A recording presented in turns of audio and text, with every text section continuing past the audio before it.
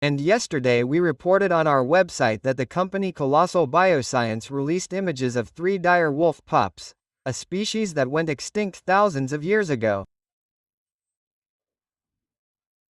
In other words, the animals were, let's say, resurrected by genetic editing.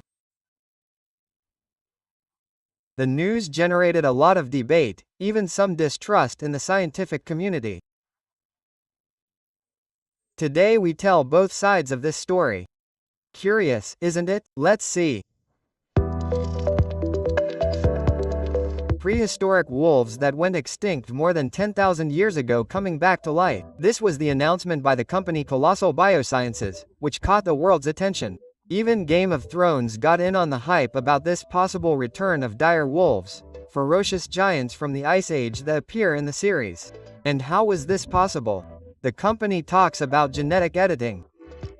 Colossal, famous for trying to bring back woolly mammoths and even dodos, says it has edited the DNA of modern gray wolves, inserting genetic characteristics recovered from ancient fossils. The result? 3 pups that, according to the company, combine traits of the extinct dire wolf, larger jaws, muscular legs and even specific vocalizations or howls. Ha! Ha!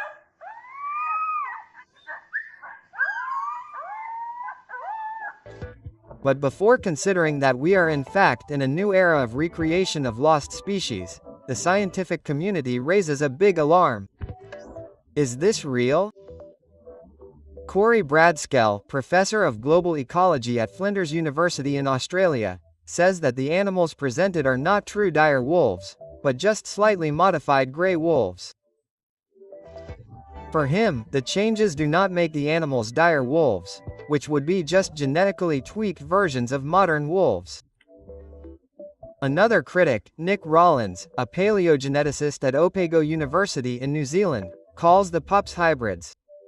He points out that the dire wolf diverged from the gray wolf millions of years ago, belonging to another completely different genus. Rollins explains that out of approximately 19,000 genes, Colossal determined that 20 changes in 14 genes gave them a dire wolf.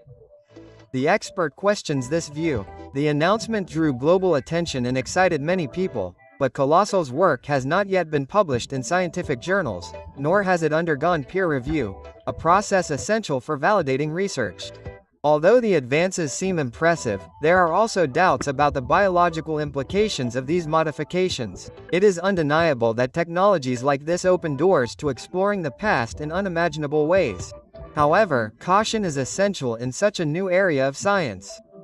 One thing is certain: this discussion seems to be just beginning.